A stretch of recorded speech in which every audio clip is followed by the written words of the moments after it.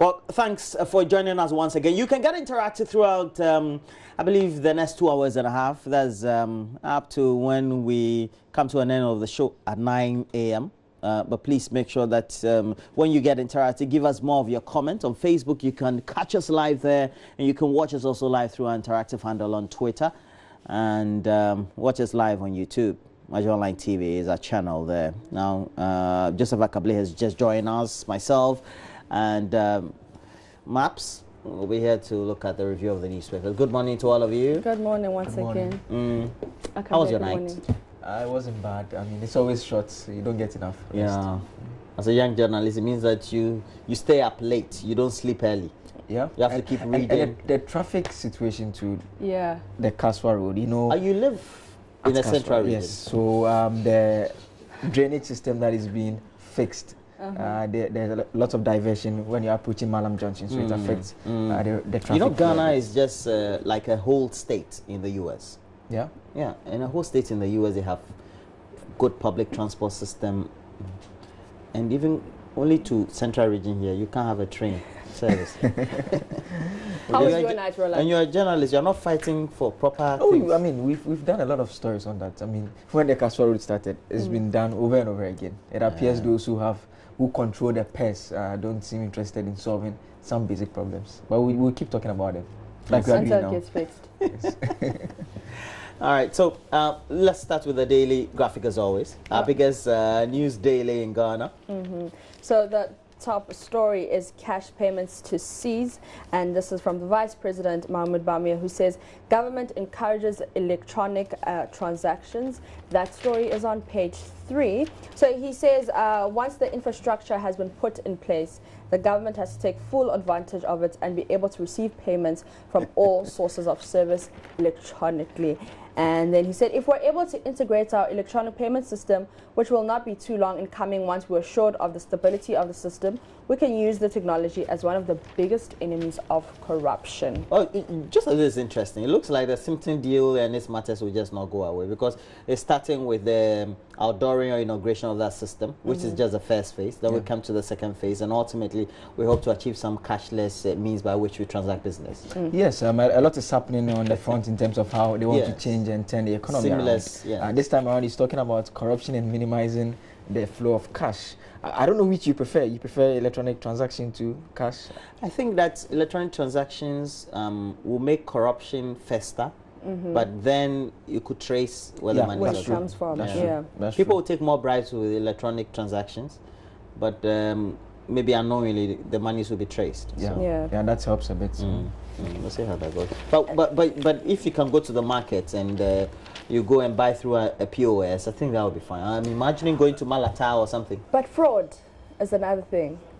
You know, these fraud boys and girls. Yeah, the thing is that's the problem. We want to introduce technology, but I don't know whether we're also investing in the anti-fraud issues that come with electronic means of transacting. So we hope that we're able to. That's true. I think it's something they should be paying attention to. But I have bought few things in town, phone chargers, some other things using mobile money transfer. Well, the last time I bought credit.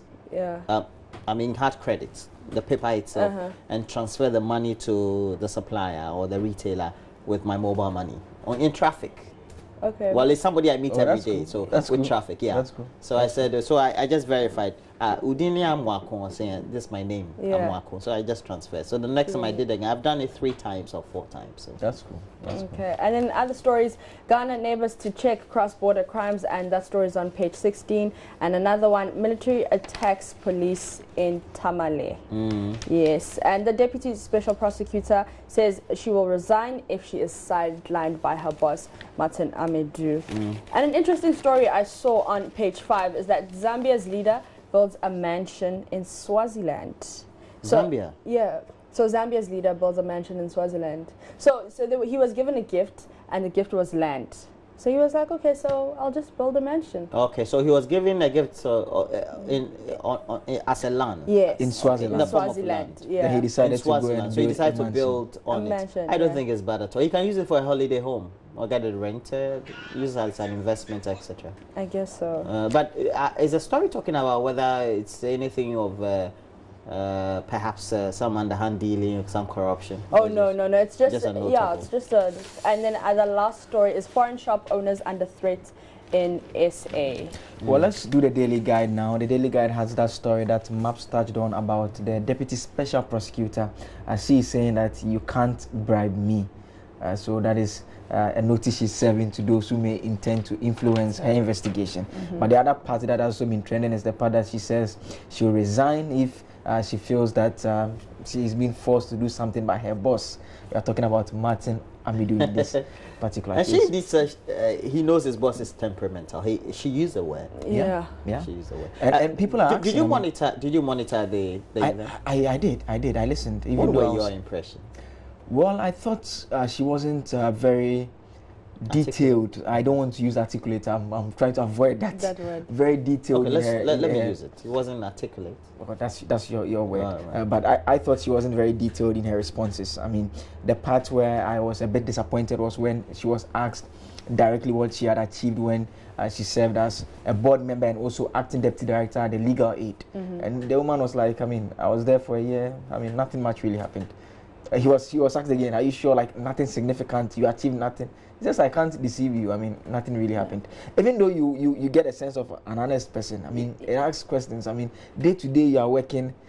Is it really the case that you didn't really do anything? I mean, it's simply a bit strange for anyone to accept that. So in terms of the responses she gave, I didn't feel that sense. But I mean, but she was being honest. Yeah, she was. Well, it could also be that, you know, she's not your typical person who will embellish. You know, when people appear and they're very eloquent, they like to embellish, you know, add a lot of words, exaggerate. Maybe that's true. But I don't think her competency is in doubt. I mean, for anyone who is familiar with the system we run in the country, for you to rise from an ordinary prosecutor, you start at a level of assistant state attorney through to director of public prosecution. Wow, that is like, that's big. It's big, and it takes years of practice, and you're not working in the private sector. Exactly. Together. So you're if you were not good, you wouldn't get to that position. You wouldn't. Yeah. All right. Which other stories do we have? The other one has to do with the NPP. They are vetting candidates today, and interestingly, there's only one candidate that has been identified here, Freddie Bilay, the acting chairman. He represents the candidates. But we know why. Obviously.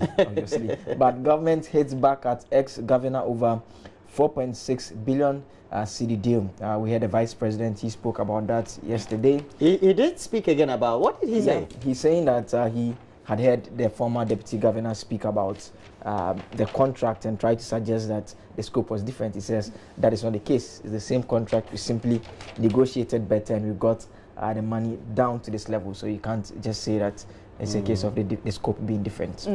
Well, we'll see how that goes. Don't always forget to do the center spread. There's a news one pull out with the deal. If there's something there, let's get it. I always forget. We tend to have interesting stories there. Okay, I didn't really understand Mother's Day. That is coming from Yvonne Nelson. It says she has disclosed that being a mother takes a great deal of effort, but it's also the most beautiful experience ever. According to the renowned actress and producer, she didn't properly and fully make sense of the celebration until she became a mother. So a marriage experience there. But this other story it has been trending. People are teasing our artist. Ghana out of 2018 BET Awards. There's no Ghana nominee in there. So well, there were only 2 nominees from Nigeria too. But they're there. Well, yeah. Well, it's interesting how Roland says only. You don't have one. You don't even have one. No, but Nigeria has a population of, how many times will Ghana's population going to Nigeria? So, I mean, but our top acts really are always Sarkodie, Stonebwoy. That is on the international front. And so our top acts generally, Stonebwoy, Sarkodie, and Shatta Wale. Shatta Wale is local. And the other 2 international. So if the other 2 didn't do anything significant during the year, it means that Charlie. But I find it strange. Stonebwoy did very well. I mean, his EOM album was highly nominated rated. even for Grammy. So I find it a bit strange. I mean, it was top of the chart at some point. But the thing is that you know the BET takes cognizance, as well as even the take cognizance of not only the album launches but the shows you attend and the things that you do, and the Nigerians do better. If you go throughout the rest of Africa, they're very popular.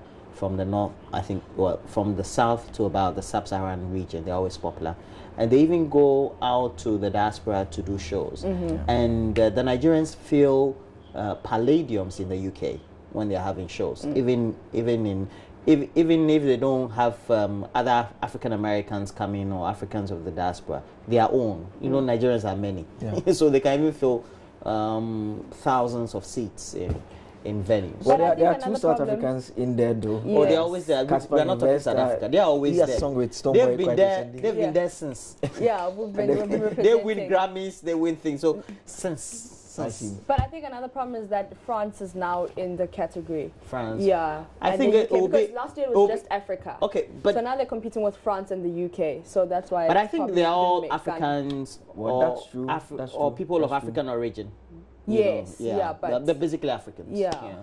So there's Stormzy in there from the UK. Stormzy originally is from Ghana. Yeah. But he's representing the UK. You see. So there's a Ghanaian. There's a Ghanaian. No, no, please. Yeah. So that is it for the daily guy. Okay. Is that everything of significant we can get? But let's move on. Let's move on.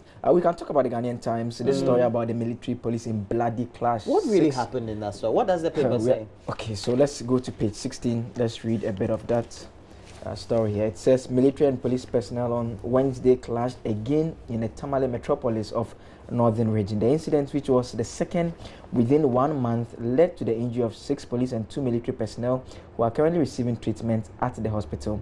The cause of the clash between the two security agencies is not known yet, as one of the commands would not comment on the issue. However, information gathered by the Ghanaian Times indicated that the military personnel claimed that a group of police personnel attacked and injured 2 of their colleagues in the town center. So it's more of retaliation. Soldiers claimed they were attacked, then they went on a rampage, hitting at police officers that they saw in their path. And we are told that the police officers had to abandon the district headquarters, the district police headquarters. It was virtually empty when the soldiers came. I mean, this is like a movie or something. Or something like that. Yeah. But the bad thing about it is it shouldn't have happened in the first place, and people were injured. I think there's always been this back and forth about the extent to which, we know the police are responsible for internal security, but when they try to enforce the law in relation to the soldiers, sometimes they don't allow them. So, but I think this one, I'm told that it was triggered by a domestic incident. I think there was an incident involving one of the wives. But you see, there is a trend, because just 2 weeks ago, there was a police officer who was trying to arrest a soldier who was protecting land guards, and the soldier slapped the police officer, and that soldier is currently standing trial for assault. So, I mean, there's that kind of, it happens once in a while. It springs up. Serious. That's right. Very unfortunate. I think the CDS and the IGP, they need to, talk to their men. They should know their boundaries. They are cooperating the Operation Vanguard. They are working together. They shouldn't be beating each other. It doesn't really help. And I know a lot of people tend to side with the military. Yeah. They tend to prefer the military to the police. I don't know why. I don't know whether you know why.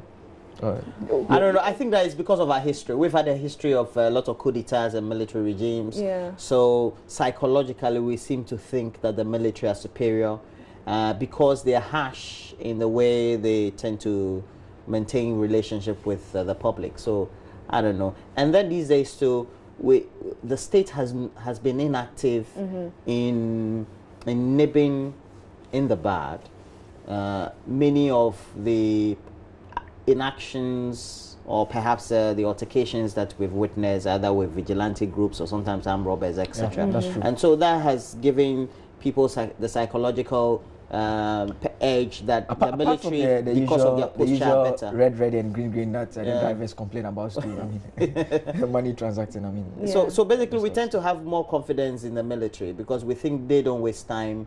When they come, they're effective. Before they ask you anything, they give you 2 slaps to straighten you before they question you. But the police, we should let the police do their work. We have to be real. We have to be real. I agree. The back page, Ayikuma gets chips compound.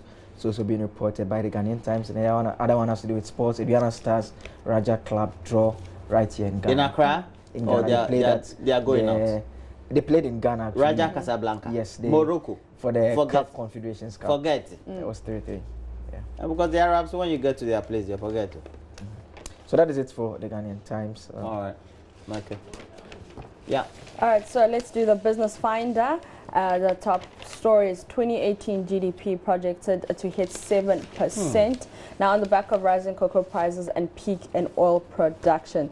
So in spite of government's projection of real gross domestic product at an average rate of 6.2% between 2018 and 2021, researchers at Standard Bank, parent company of Stanbic Bank Ghana, forecast economic growth to remain robust at like 7.0% in 2018. Now, Ghana's trade balance should receive a boost from increased cocoa export revenues. So the story is continued on page 2, and that's Ken Oforiatta, Minister for Finance and Economic Planning. And then the other story is on page 2, which is on prices of essential medicines to go down by 30%. So let's just get a bit of that story. There are also advantages of lower administrative costs, scarcities of drugs, less need for entities to carry inventory, and most importantly, economies of scale benefits from bulk purchases. So that's the 2 stories on the Business Finder. My economics teacher would say that's a lot of business English there. I mean, economies of scale and a lot of other things. You did economic in school? Yes, I did. Oh, that's great.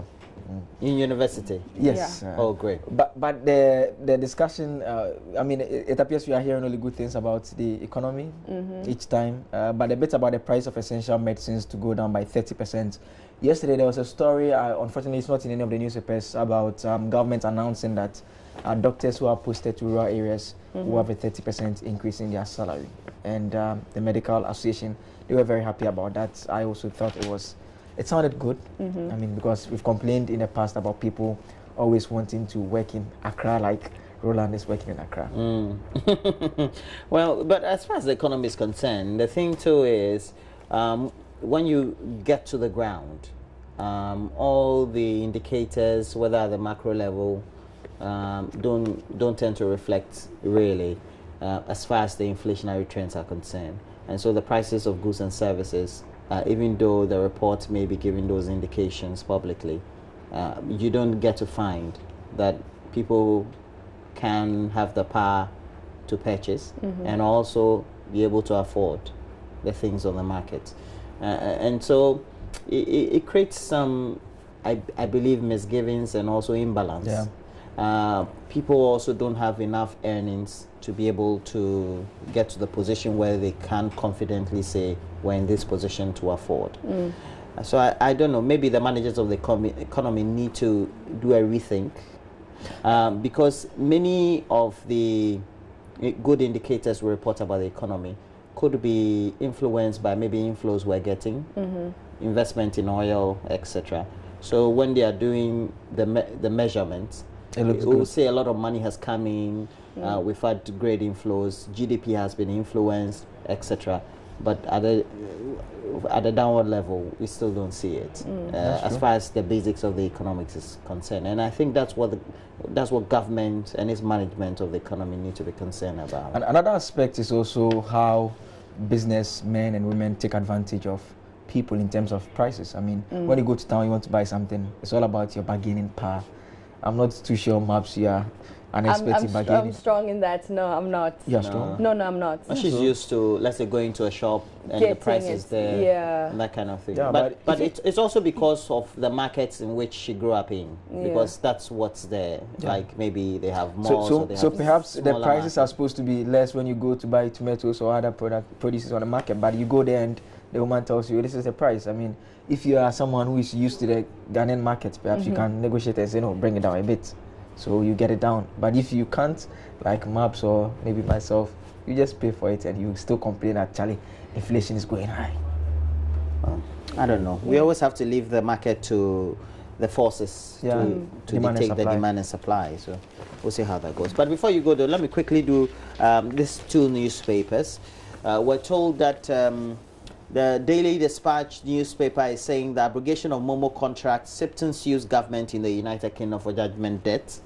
And I don't know, we've had a certain history of judgment debt in our country, so I don't know. There was a valid contract, wasn't there? Yeah, there was. A contract was entered into. Government came and they felt that was inflated and they didn't want to stick to that contract, so they set it aside. In fact, well, per history, we could be paying some money ultimately. It depends on what the court says. We've had it always. I mean, and that is why sometimes we expect people who are put in charge of the taxpayers' money to be a bit diligent. I'm talking about both governments in terms of those who are entering into the agreement and those who subsequently take over as to how they exit the agreement. I mean, you should be able to call that contractor to the table, demonstrate to him that you've inflated the figures, you should bring it down a bit. Try and talk to them. I mean, instead of just arbitrarily saying that you assassinate aside. All right, I think I agree with you because if we've had a certain history of this over the last 10 to 15 years in which the country has paid a lot of money. We know that the commentary about this is that the ultimate consumer will be paying in excess $1 billion. That's in excess 4 billion Ghana cedis over 15 to 25 year period. Of course, we know that whoever provides a service will do the outlay on the pricing, so the consumer will be paying. But at the end of the day, it means government will have to now cough out that money if there is judgment debt from its own pocket. No matter what it is, if government coughs out the taxpayers' money to pay a service provider who is aggrieved, somehow that money and that repayment will get back to the consumer to pay. I get what you are driving out. So the point I'm making is that we may end up spending the 1 billion still. Judgment debt and what we spent or how much we paid to the aggrieved party. I think somehow. Anyway, let's see how it goes. So because of that, though, we've had these concerns being expressed, but on the front page of the New Crusading Guide, it says ongoing interoperability debate. Baumia speaks out, says the deal is justified. All right. We'll see how that goes. But I think those will be it for the newspapers. Yes, I think so too. We have some others. None? No, we finished with BNFT and Ghanaian Times. All right. So let's go international. And Maps will try and look at myjoyonline.com and the rest of the online portals we have. Already we have myjoyonline.com on your screens. And so we're going to have it very soon. And already you see Kwekwaji Maimenu on your screens there. We also see Deputy Minister. It says Ghana's mobile money interoperability is best in Africa. It's coming from George Anda. He's a Deputy Communication Minister. Okay, so we've talked a lot about this thing. Let's move on. Ghanaian scientists design beads that detect pneumonia. That sounds interesting. Oh, this coming from KNUST.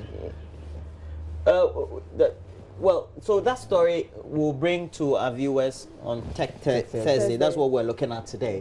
But I always criticize the scientists we have in our country, especially those trained at Kwame Nkrumah University of Sciences. But this one, we have to give them the accolades. I disagree. I think I blame government. We are not paying them. We are not giving them money. Funding. I mean, anywhere research is driven by the state, even though the researchers do the work. I mean, if you say you have a problem with electricity and you want it solved, you fund the research. So the mass outlay has to be done. Facilitated by the state. For the studies, they publish a lot of them. It just lies on the books. All right. Maps, so you continue? Right, let's go to the other headlines. So Kenya, Uganda and Tanzania crack down on fake news. A new law in Kenya is the latest in East Africa to punish the spreading of false information and impose a lengthy jail term on offenders. Have we identified some of the fake websites we have around? We used to call them some spoof. We used to call them spoof sites. Spoof back in the when they started coming up. Now we call them fake news sites. The interesting thing about this law that Uhuru Kenyatta signed yesterday is that when you're a journalist and you also publish fake news, it captures you within. So the pressmen in the country are worried about it. They're apprehensive. Yes. I know that. You'll be fined, or you would also be given some jail term. So some more stories on My Joy Online. Lawyer Sosu's suspension court to give judgment on May 29. So the Human Rights Court one has set May 29, 2018 as judgment day on one of lawyer Francis Xavier Sosu's case against the General Legal Counsel. So professional indemnity insurance and matters arising. You can get the details of that story also on myjoyonline.com. And political heads damn lawless police military who turned Tamale into battlefield. The Northern Regional Minister, we are told, has condemned the clash. Let's see if we can get more of the headlines. Government to absorb cost for for postgraduate training of doctors, government has announced a new policy to absorb the cost of training doctors at the postgraduate level. And to the last headline, Griezmann stars as Atletico Madrid win Europa League final. I'm sure we'll be told more on that on the sports segment. Yeah, There's a Ghanaian interest there. I mean, yeah. Thomas There's Thomas Partey. It's only sad that he's the only one, flying the flag of Ghana very high on the international front as far as football is concerned. But you can get more stories on my Joy Online. Today's story is the top story and featured, and you can get some hot audio and hot videos on there. So that's my Joy Online. Let's see if we can move on to the next online portal. So that is the City newsroom, and has the story about soldiers attack police officers' residence in Tamale. He has the story about Samira Baumia saying Baumia never said borrowing is bad, and our corporate with workaholic Amidu is coming from the deputy special prosecutor. Baumia justifies review of mobile money interoperability deal. So those are major stories on City newsroom. The BBC says Ebola outbreak spreads to DR Congo City. So now 42 people have been infected and 23 people are known to have died. And there are other articles there why Ebola keeps coming back and why Ebola is so dangerous. And we can also go to East Africa, cracking down on fake news. A new law in Kenya imposes fines of up to $50,000 and or up to 2 years in prison. Let's go to Africa Live. Zambia arrests rat in the pot singer. So Fumba Chama, a hard-hitting critic of corruption in Zambia, is detained following his return from South Africa, and more stories. So you can watch and listen. Messi leaves SA fans in tears. He's at my home country. And I was watching a game online when he came on around the 75th minute, the whole stadium. What game was it? Was it charity? It's Mandela Cup. So yeah. Barcelona played against Sundowns. Yeah. Okay. And Barcelona beat Sundowns, by the way. Well, I know that. I know that. But it's just a friendly match. It's a friendly match. Lots of cheers for Messi when he came on to the pitch. Wow. Yeah, when he was warming up even. People were just going crazy. Yeah. Is it tears? You said cheers. Tears. No musu. No, they were jubilating. Lots of tears of joy. But I don't. There's something I'm passionate about. So I saw this on YouTube, and somebody sent me also on a WhatsApp platform about the Nigerian IGP, the head of the Nigerian police force. On Monday, you want to talk about transmission? Yeah, on Monday he was inaugurating, I think, something for the police force in Kano, the state of Kano. He couldn't read his speech very well, but you know the IGP is supposed to preside over financial reports, legal reports, everything about the police service in the big country like Nigeria. I can't read well. Let's just get snipers of the IGP of Nigeria. Let's transmit it. Subscribe button down below, and also on the side push on the gray bell icon that gives you a notification each time I upload. All right, so we'll bring you the video. This one was somebody who had posted, so wanted you to know that she's the one posting, so like the page. But as we prepare for that video, let's go to the Africa page of the BBC, and when we're ready, we'll bring you that video. Africa page of the BBC. Okay, so we're told that Ebola is back with us. DR Congo had been reporting. Mixed, like Megan, don't put me in a box. We're preparing for the royal wedding this weekend. Yes, and which of us have been invited?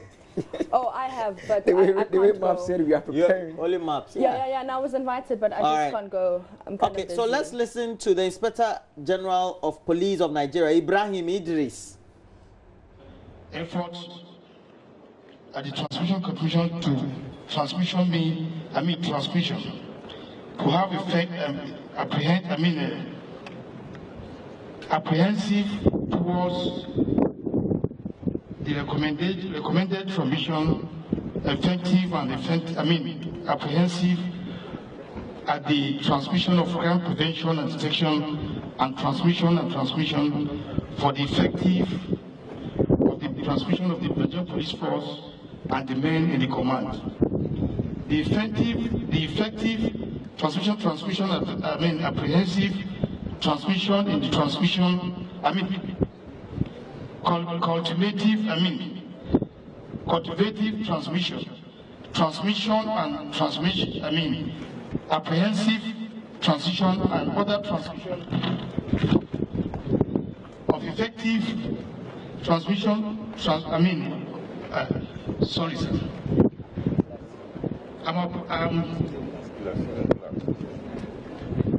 Sorry, please. 90% of all kidnapping. You remember the gentleman who came for some conference here and said that they had caught some kidnapper man who had collected ransom in excess of $8 million US, had buildings in Ghana and the family in Ghana. That's the man. Ibrahim Idris. Transmission. Too many transmissions in one speech. No, the thing, I don't know. Africa, we appoint people, just can't. All in Sandrai. Yeah. I guess that's a fun part of it, but there's great fun in football. So Benedict also will bring us the latest as far as we're concerned on football. Asari Bidiako. And well, if Benedict can make it, we'll have Asari Bidiako. So it's whether one of two. That's it, right? What's important is that they come and transmit. Yes. So we're transmitting sports now. We're taking a break.